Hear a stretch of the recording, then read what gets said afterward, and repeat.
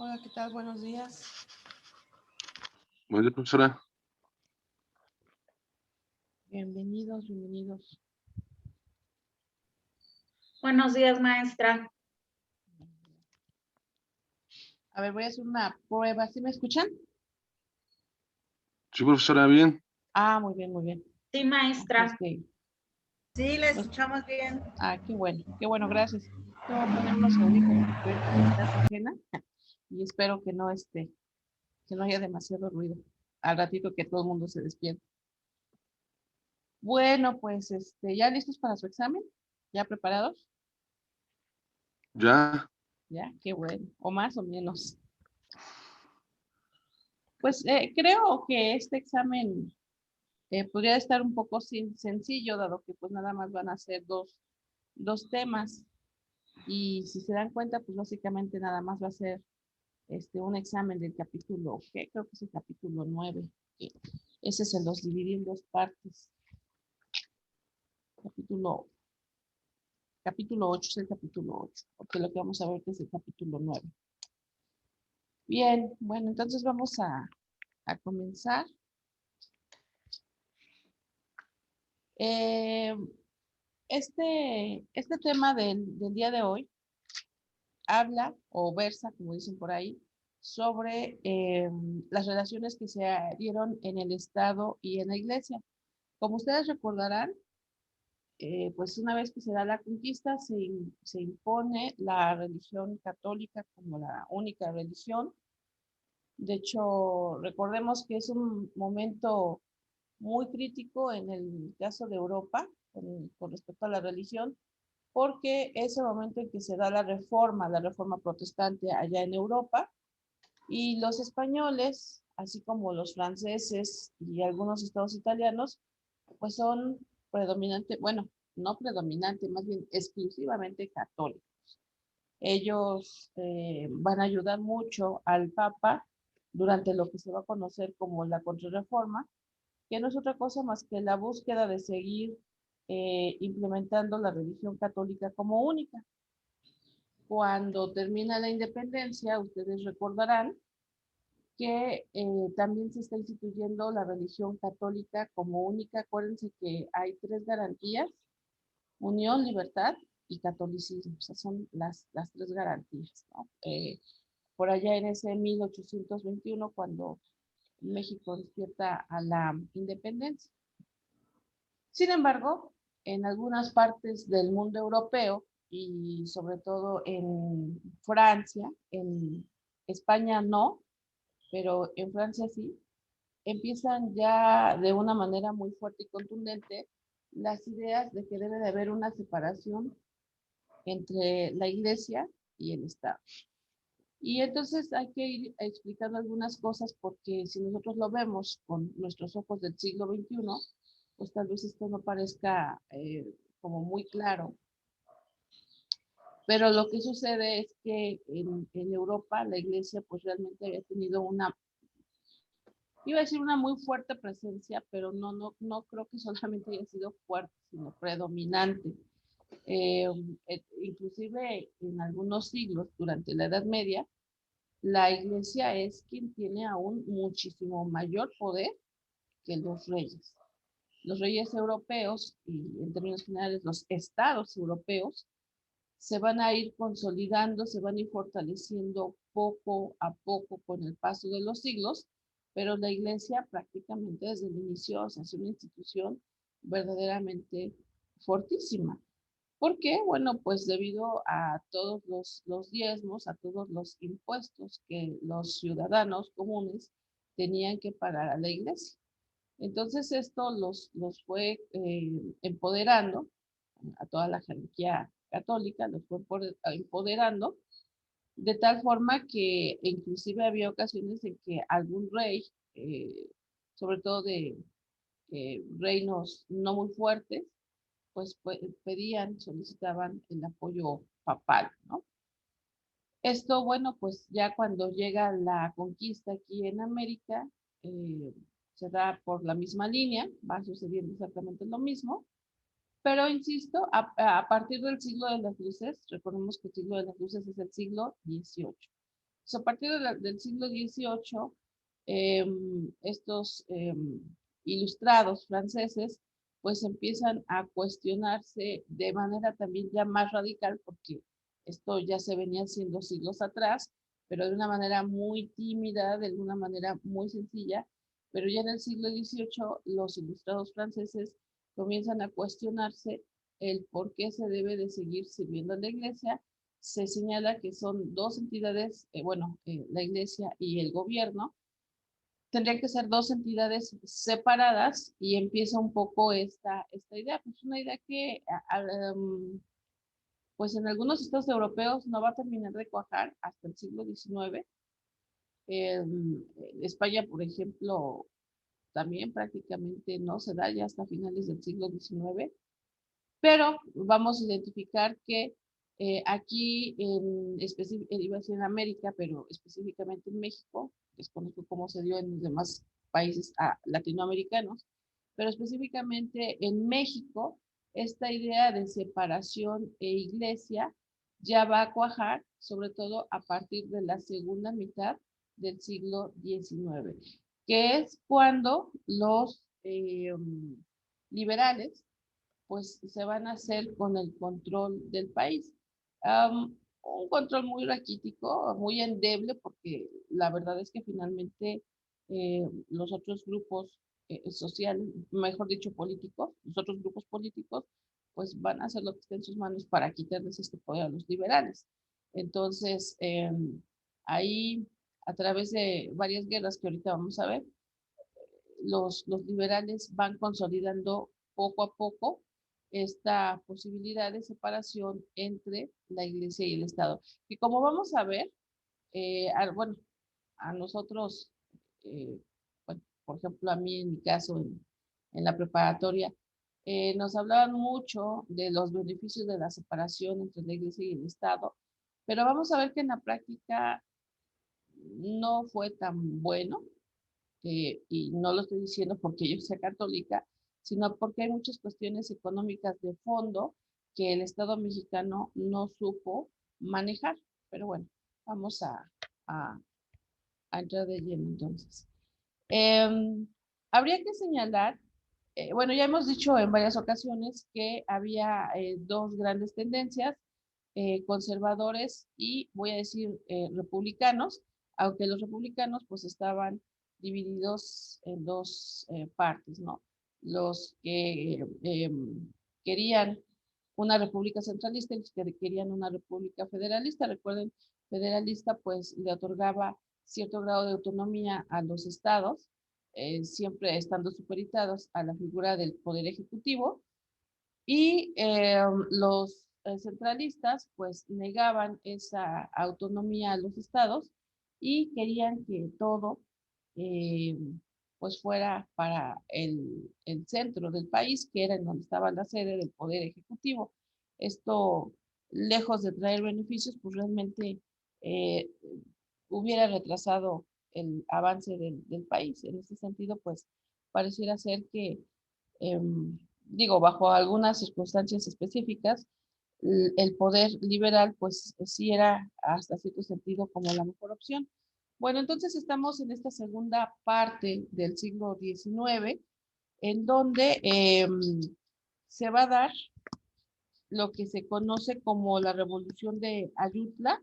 La Revolución de Ayutla es un movimiento armado que se va a dar entre 1854 y 1855 para rechazar la dictadura de Santa Anna, ¿no? Ya habíamos hablado que Santa Anna fue este presidente que iba y venía en el poder, 11 veces estuvo, y que bueno, cuya participación en la historia de México pues deja mucho que desear. En este momento, durante esta revolución de Ayutla, las fuerzas de los liberales surgen como un poder más predominante dentro de la escena política de nuestro país. Van a comenzar a destacar figuras como, obviamente, Benito Juárez, que sería como el representante más reconocido en este aspecto. Miguel, bueno, los hermanos Lerdo de Tejada, Miguel y ese me fue su nombre del otro individuo.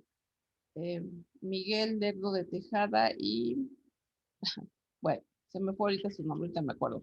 Melchor Ocampo, Ponceno Arriaga, Guillermo Prieto.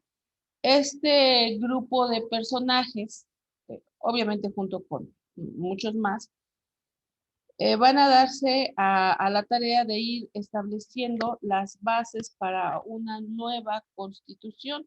Obviamente, dado que ellos son liberales, pues una constitución de corte liberal.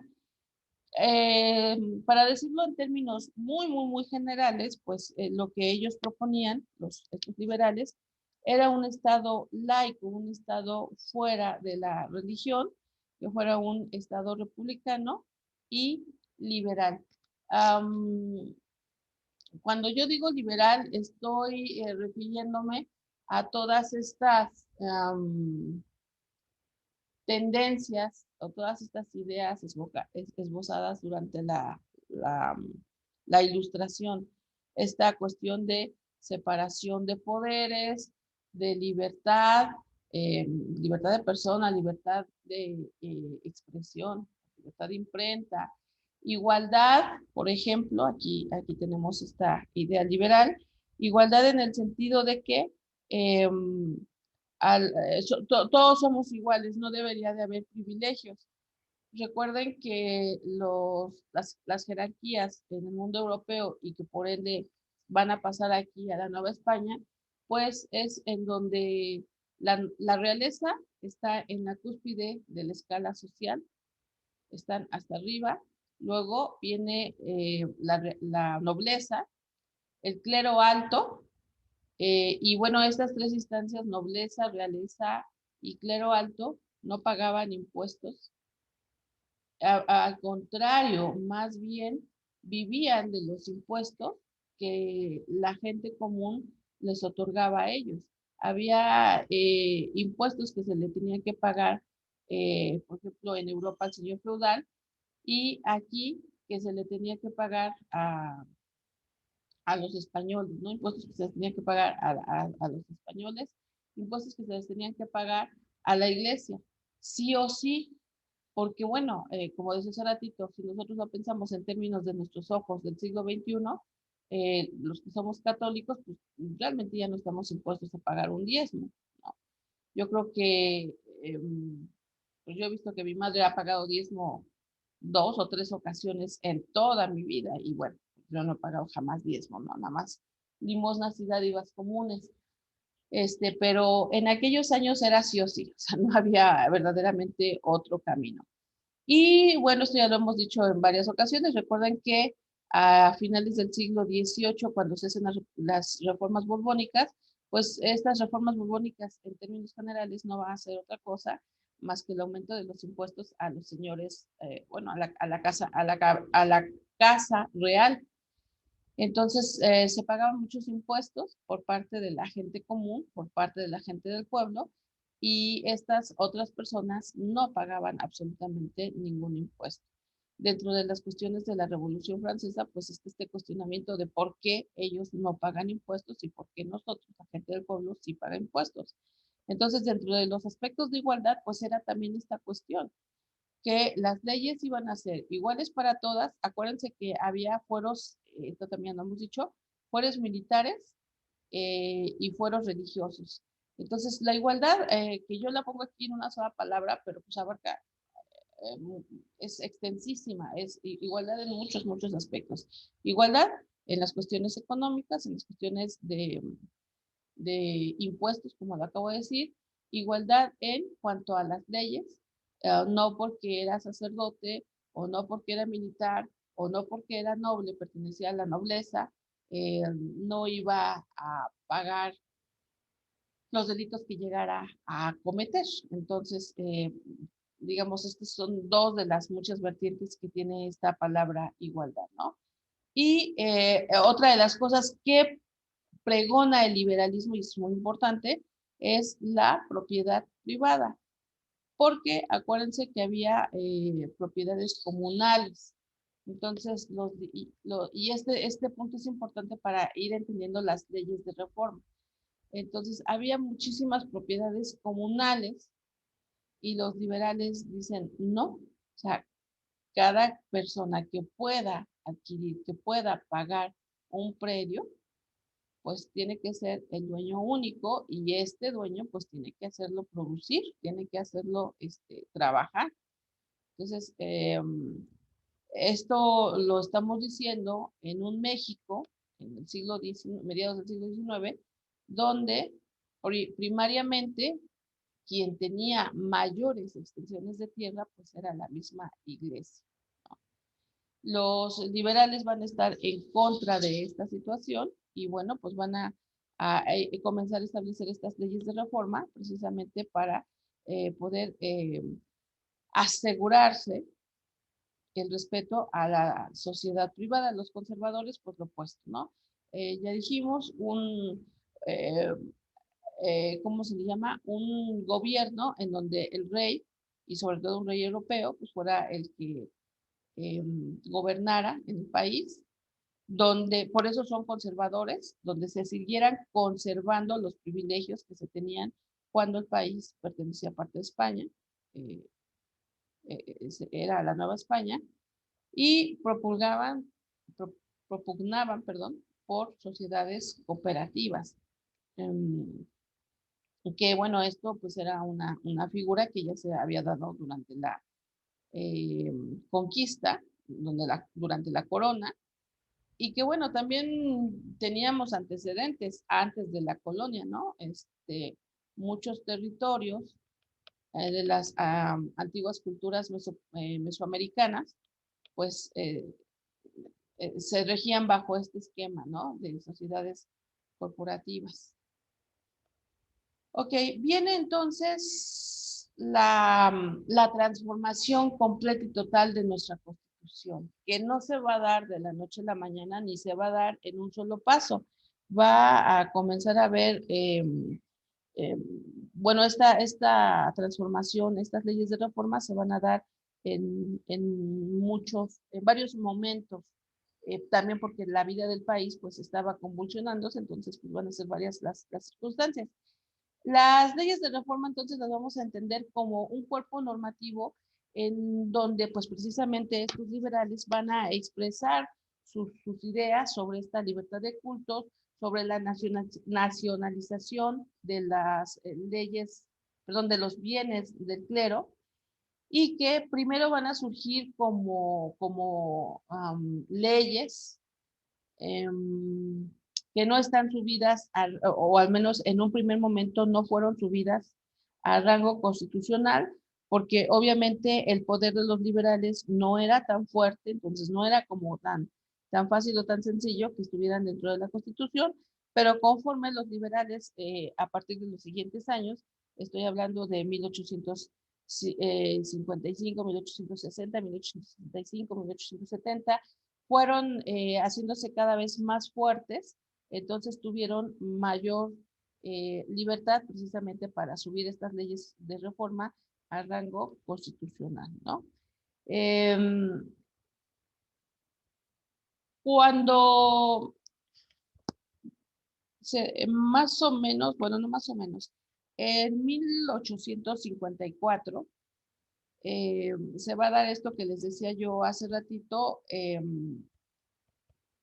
la revolución de Ayutla a través del plan de Ayutla, en donde se desconoce, les decía yo, a Santana como presidente. Entonces todos los liberales se reúnen, toman en la capital del país, empiezan empiezan a sesionar precisamente para comenzar a estructurar esta nueva constitución, y la constitución surge hacia 1857. Tenemos la constitución de 1857, entonces donde ya podemos identificar estas características liberales de Estado laico, o sea, separado de la Iglesia, un Estado republicano, que es la división del poder ejecutivo, legislativo y judicial, un, eh, una forma de gobierno democrática y representativa. Iba a haber un número determinado de senadores dependiendo de la cantidad de habitantes que tuviera la república. Eso es ahí se refiere esta cuestión. Y bueno, democrático, pues ya sabemos, ¿no? La cuestión de que se eligiera al gobernante. La libertad de expresión, la libertad de trabajo, porque acuérdense que durante la colonia se habían establecido gremios. Recuerden ustedes que los gremios son agrupaciones de, ¿cómo se les llama? Bueno, como de artesanos, agrupaciones de trabajadores que se dedicaban a una misma actividad. Y que las personas que pertenecían a estos gremios no podían salirse de esas agremiaciones, ¿no? Quien era hijo de un panadero, pues tenía que dedicarse al pan y sus nietos y sus bisnietos y así, ¿no? Entonces, esta Constitución de 1857 va a respetar el trabajo, es decir, pues trabaja lo que quieras y puedas, ¿no? La libertad de culto, la libertad de imprenta también es muy importante, libertad de imprenta y la igualdad, ¿no? Esta sociedad que estaba permeada por infinidad de privilegios, entonces pues ya se iban a quitar. ¿Qué más? Otra cuestión. Bueno, ya dije lo de la comunidad, las comunidades privadas, ¿no? Entonces, se convoca, según esta Constitución de 1857, a elecciones para elegir presidente y resulta que va a salir electo presidente Ignacio Comonfort. Ignacio Comonfort es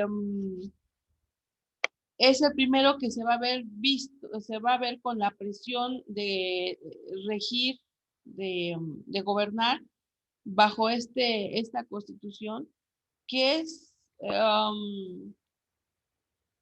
muy fuerte. Vamos a ocupar ese adjetivo para esa época.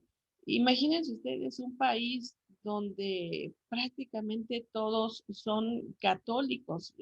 Tal vez podríamos decir que más del 90% de las personas son católicas y esta constitución está violentando, digamos, ese catolicismo, o al menos a la iglesia como tal. La religión tal vez es una cosa que a veces no entendemos. No atentaba contra la religión como tal, sino atentaba contra la iglesia como institución, porque entonces la iglesia iba a perder todos sus privilegios. Hay muchos alzamientos en varias partes del país, precisamente negando esta constitución. El mismo presidente se ve impedido para gobernar de acuerdo a ella.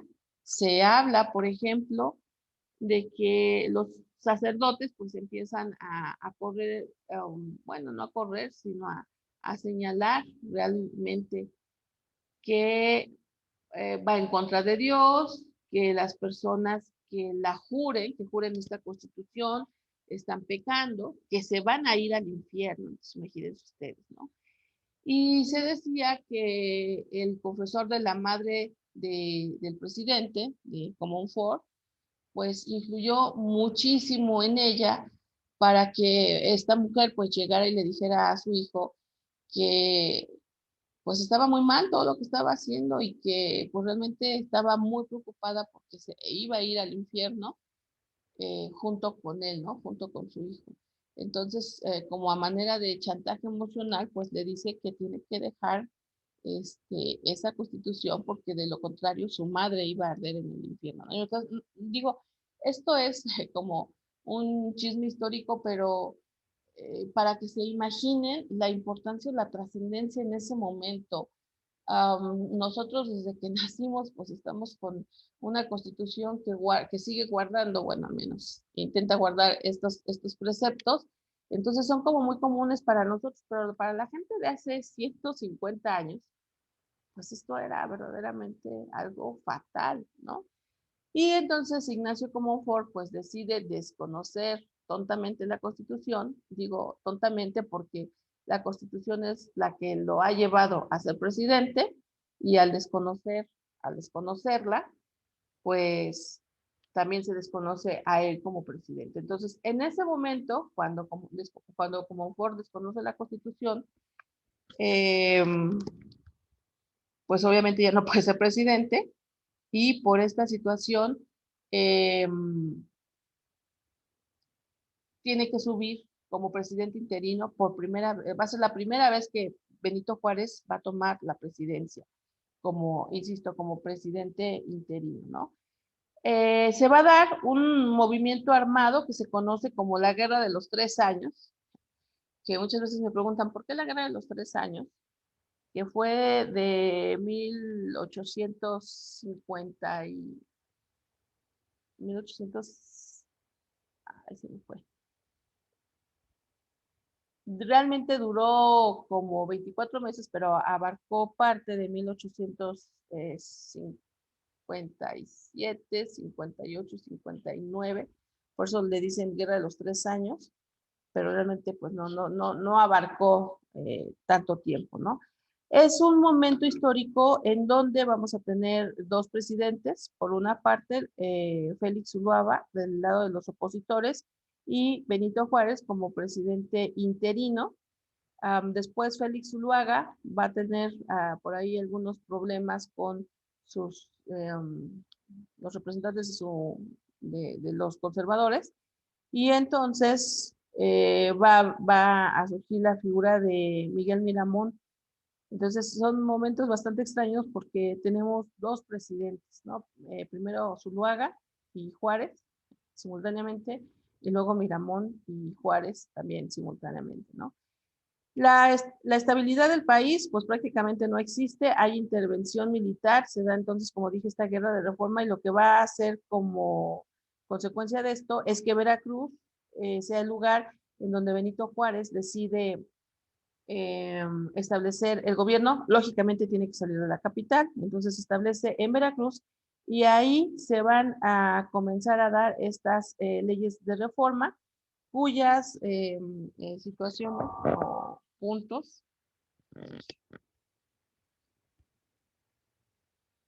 Aquí están. Parte de 1857, parte del 58, parte del 59. Dice aquí que está el 61, ¿no? La guerra de los 3 años es una guerra que va a ser muy costosa para el país porque además no hay dinero en las arcas. Y bueno, tanto los liberales como los conservadores van a pedir apoyo al extranjero. En el caso, como veo, anoté aquí, los liberales, encabezados por Benito Juárez, van a pedir apoyo a Estados Unidos, obviamente dinero, ofreciendo, mejor dicho, el libre tránsito por el istmo de Tehuantepec. A todo esto se le conoció como el Tratado McLean-Ocampo, en donde se les decía a los gringos que si le prestaban dinero a los liberales, entonces se les iba a conceder este libre tránsito por esta zona de nuestro país que es la más delgada. ¿Por qué? La más estrecha. Cuando los europeos querían comercializar con Asia, lo que tenían que hacer, imagínense que por acá está España, bueno, Europa en términos generales, entonces lo que tenían que hacer los europeos, pues era acercarse a esta zona de América, bordear prácticamente el continente, bajar por Brasil, dar la vuelta y volver nuevamente por Chile, ir subiendo, y ya estando por el Ecuador, irse separando y ya de esa manera llegar a China, llegar a Japón, llegar a Filipinas, por ejemplo, ya hemos hablado por ahí que España tenía también el territorio de lo que actualmente es Filipinas. Entonces, de esa manera se hacía el comercio con Asia. Imagínense ustedes el tiempo, la cantidad de meses que se necesitaba para darle la vuelta a América y llegar a Asia. Entonces, en plena revolución industrial, los europeos, los norteamericanos, habían ya pensado en venir y hacer una línea de ferrocarriles que llegara desde aquí, desde Veracruz hasta Oaxaca, ¿Para qué? Para que cuando los europeos vinieran, trayendo sus mercancías y queriendo comercializar con Asia, llegaran, descargaran en Veracruz, toda la mercancía se fuera por tren a Oaxaca y de aquí volver a, a subir o bueno, irse a Asia. Y entonces esto obviamente pues representaba la ya no necesidad de darle la vuelta a América del Sur, y esto pues iba a ser un negocio para los eh, eh, norteamericanos. Y por el otro lado, los conservadores van a buscar ayuda por parte de España, y lo que le van a ofrendar pues es, ya sabemos, ¿no? La corona. Afortunadamente para el país, en esta guerra de los 3 años, los liberales van tomando el poder y ya no es necesario, bueno, y también porque habría que reconocer que el gobierno de Estados Unidos, los senadores, y hasta, si no recuerdo mal, también el mismo presidente en turno, no estaban muy convencidos de este tránsito perpetuo por el istmo de Tehuantepec. Entonces, como que se tardan en reaccionar y dicen, no sé, no estoy como muy seguro. En este momento los liberales le ganan a los conservadores y pues ya afortunadamente no se hace, bueno, a ver, voy por partes. Afortunadamente ya no se hace y entonces ya no es necesario otorgar esta parte de tierra, ni es necesario que vengan los españoles a conquistar. Pero lo que sí es una realidad es que finalmente sí se habían ya contratado algunos empréstitos con europeos, y esto lo que va a traer como consecuencia es que tenemos pues una gran cantidad de deudas con varios países europeos. Esto es importante entenderlo. Eh, vamos a sentar. Entonces, cuando Benito Juárez termina este periodo, ¿cómo les dije que se llama?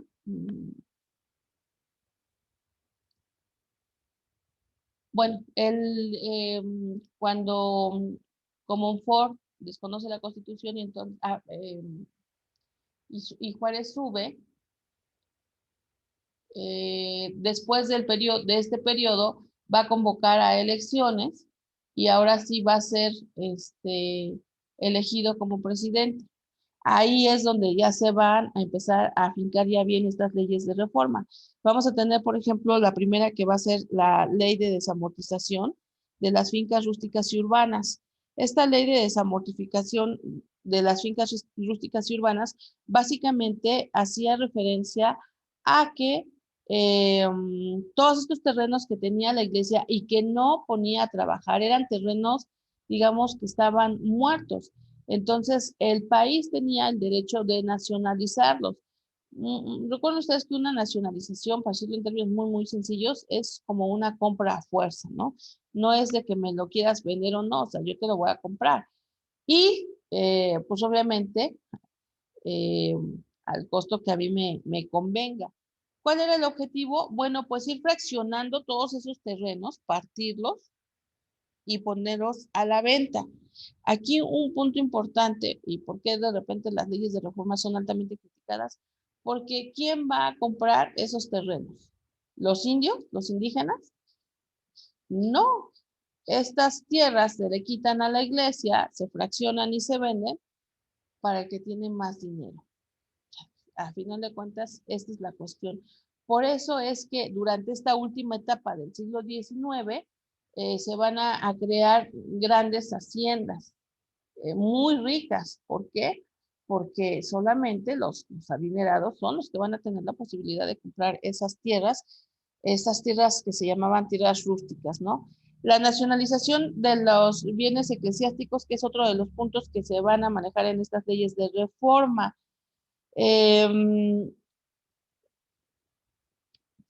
Todo lo que pertenecía tanto al clero secular como al clero regular. Acuérdense que hay sacerdotes de los sacerdotes de las iglesias, los obispos, los arzobispos.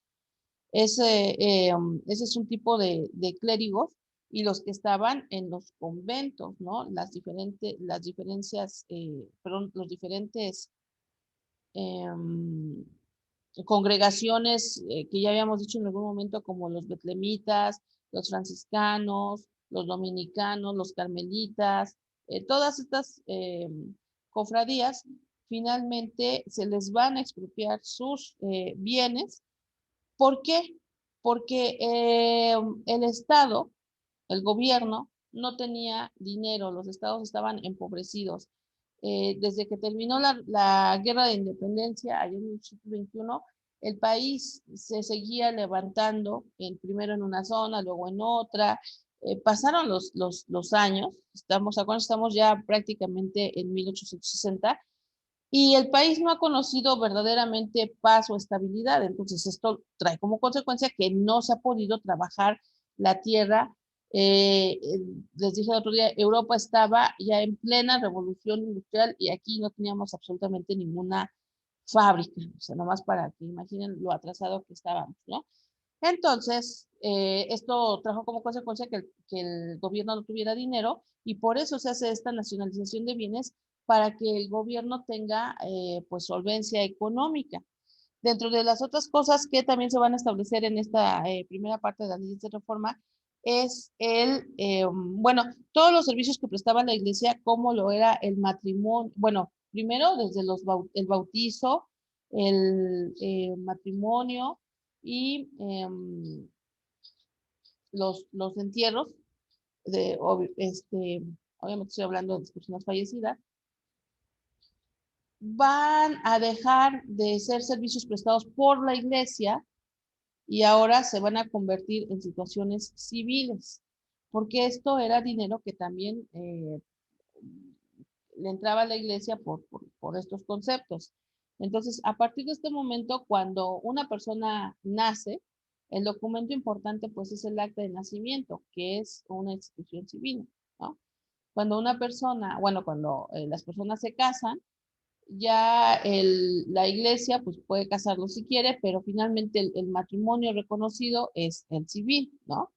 Y cuando una persona muere, bueno, pues lo común antes de estas leyes de reforma, pues era que la gente se fuera enterrada en, ¿cómo se llama? En cementerios que estaban administrados por la iglesia. Entonces ahora ese tipo de cuestiones también va a pasar a manos del Estado. El objetivo es que entonces ya todo este dinero que se va obteniendo por estos conceptos caiga a las arcas del gobierno, que ya no sea dinero para la iglesia. Insisto, finalmente lo que está buscando el gobierno, pues es tener entradas de dinero, ¿no? Va a venir después la ley orgánica del registro civil, que es, se va a fundamentar ya bien en el 59, 1859. Luego viene un decreto del gobierno en donde se declara el cese de toda intervención del clero en los cementerios y los camposantos, ¿no? Ahí es otra forma de también empezar a conseguir dinero. Después, o dentro de estas leyes de gobierno, viene otro decreto en donde se van a establecer cuáles son los días festivos y se va a prohibir la asistencia a estas festividades que de alguna manera pues eran como obligatorias. Que el otro día estaba yo pensando, finalmente, ¿qué vacaciones tenemos? Tenemos las vacaciones de diciembre que son pues de origen católico, estas vacaciones que acaban de pasar, las vacaciones de Semana Santa que finalmente son de origen católico, y bueno, realmente era como muy difícil desaparecer todo lo que tenía que ver con la iglesia, ¿no? Pero bueno, insisto, se van a establecer cuáles son los días festivos, oficiales. Se va a establecer la ley de culto, que obviamente esto es lo que más afectaba a la Iglesia Católica, porque pues esto implicaba que representantes de otras iglesias pues entraran al país, ¿no? La secularización, y esto es parte de las cuestiones negativas también, la secularización de hospitales e institutos de beneficencia.